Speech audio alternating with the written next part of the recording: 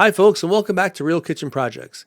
In today's video, I will cover how to measure your existing kitchen space. When a client first calls me and asks for a quote, I'll need either a floor plan or enough dimensions where I can calculate some cabinetry cost. 9 times out of 10, they don't have either, which means we need to schedule a site visit where I go out and measure the actual kitchen space.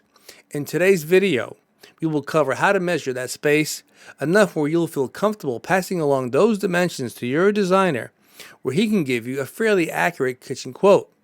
Keep in mind, the deeper you get into your design, the more you're going to need a real measure. I partnered up with HomeMeasureService.com. We cover the New York, Connecticut area. We measure kitchens, bathrooms, bedrooms. We work with interior designers, decorators, and architects. So now before we start this video, if any of this information is useful, give it a thumbs up. Don't forget to subscribe. And now let's go measure a kitchen.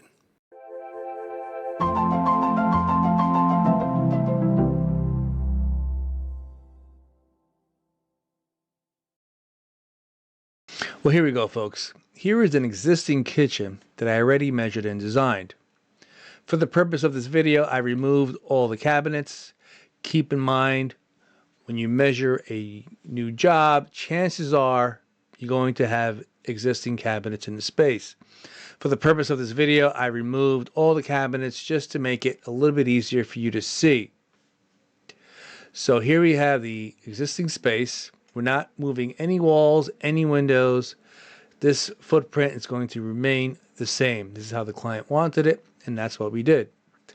This is the sink wall. The sink's going to be centered on this window.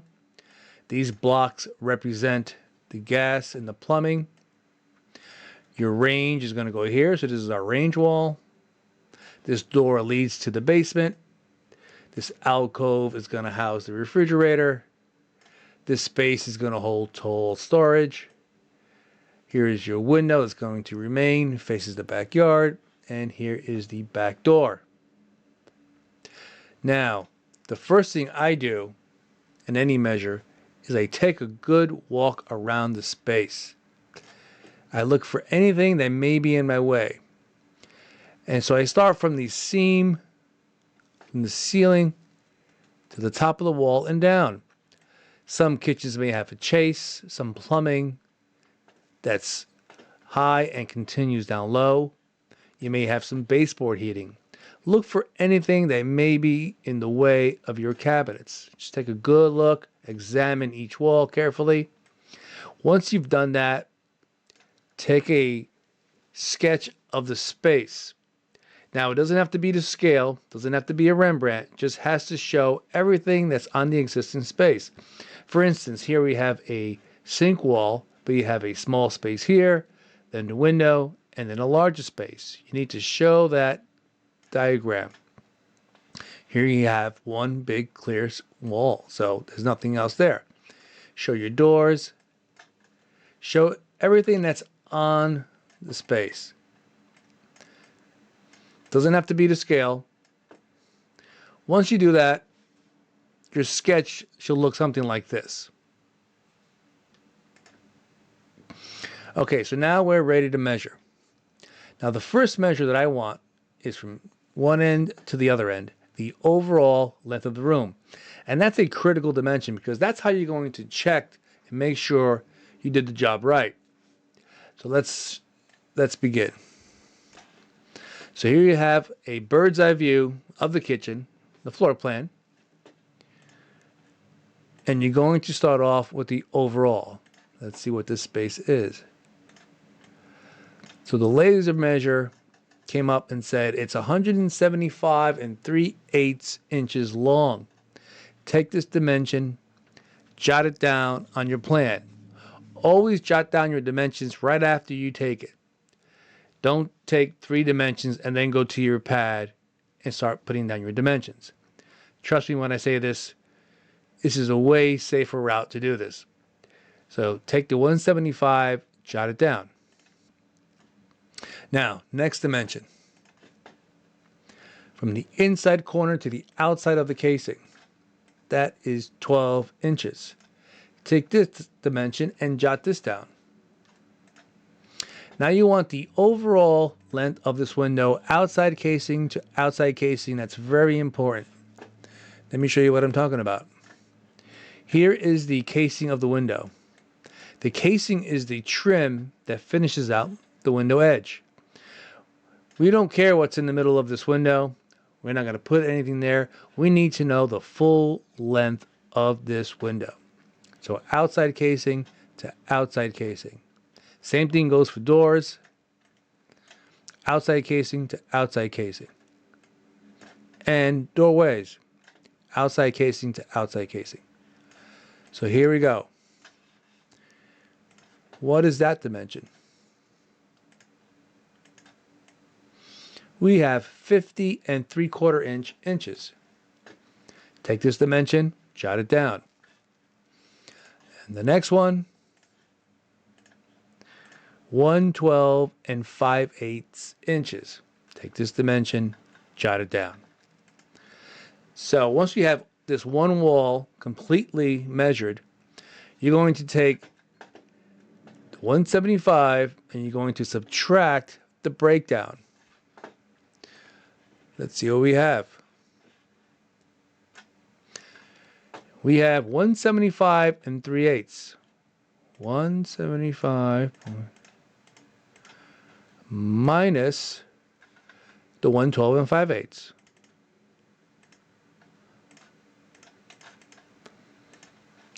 That leaves us with 62 and 3/4 inches. It's exactly what we have left. Let's minus the window, just so I can show you. And here you have 12 inches. That's what it should be. You should be left with nothing. Now, in some cases, in old homes, you may have a belly, the walls won't be straight, house is out of whack, it's old, it's not level.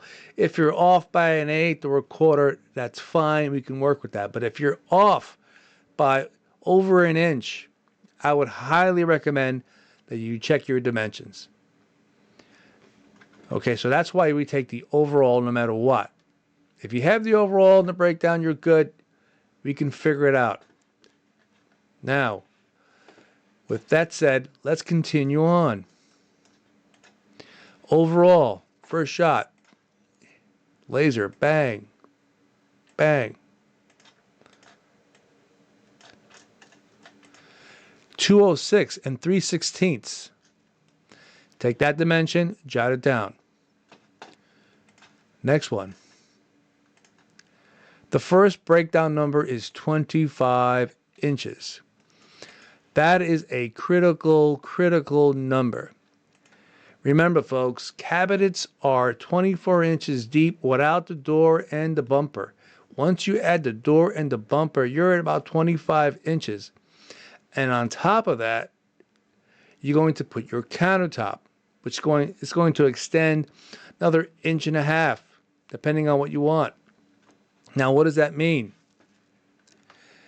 That tells us that once you put your base cabinets here and your countertop on top of that, you will be cutting into your casing. Keep in mind, that's what's going to happen right here. So when the guys come to template for your top, you will need to notch out your casing width here, a little notch for the countertop, because the countertop is going to die into that. Now, if you want to reduce the width of your casing, you can do that. You know, it may look a little weird because it won't match the rest of the house. But just keep in mind, that is a critical dimension there. This way you don't have any surprises later on. Just put a note for that. Jot this down. Moving on. This is your door. 39 inches, outside casing to outside casing. Your window. So you keep doing this till you finish the entire room. Okay, the next set of dimensions that you're going to need once you're done with all of your plan dimensions is going to be your ceiling height, your elevation dimensions. So let me show you what the elevation looks like. This is the vertical image of your wall. So the next critical dimension, like I was saying, is your ceiling height. This particular ceiling height is 102 inches. Most ceiling heights are 96 inches, 8 feet. This one's a little higher at 102. This dimension will determine the height of your tall cabinets, if you plan on buying any, and the height of your wall cabinets. If you can do a 36 or even a 42 at this height. Make a note of this dimension, critical. The next dimension that you want to grab is the height from the floor to the bottom of the window. This dimension for this job is 40 and 9/16. This will show you how much space you'll have from the top of the countertop to the bottom of the window. The next dimension is the height of the window. This one is 43 inches high, outside casing to outside casing, always. And the final height would be 18 and 7/16 inches from the top of the window to the ceiling. Make a note of that. Now, the other thing I do is I measure the plumbing. Remember the blocks that I mentioned early on in the video? This is where I locate the plumbing underneath the window and inside the sink cabinet. If you can, measure from the wall to the furthest end of any plumbing, be it the supply line, the hot, the cold, what have you. Make that note. This one has 35 and 5/8. After that, I measure from the wall to the other end of the plumbing, 26 and 5/8. And I measure the entire length of all of the plumbing, hot, cold, trap, whatever you have underneath there. I want to know how wide that dimension is.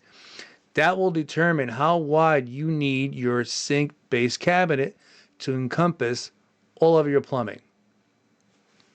Once you have all these dimensions, I'll even show you the other one here. This is the gas line.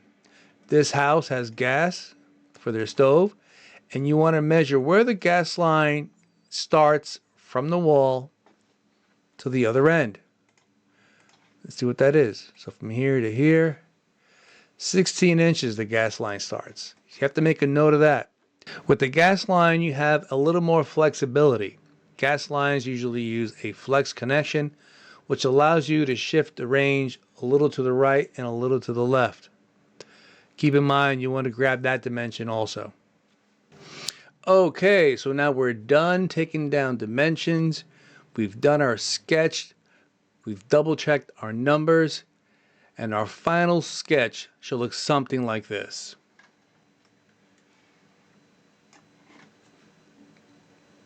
And there you have it, folks. You've completed your first kitchen measure. On to step 2. If you made it this far, thank you for watching on how I measure an existing kitchen space. Keep in mind, the deeper you go into your design, the more you're going to need a professional measure. Once again, I teamed up with HomeMeasureService.com. We covered the New York, Connecticut area. I'll leave their link in the description below. Now, if any of this information is useful, give it a thumbs up, hit subscribe, and most importantly, have a great day.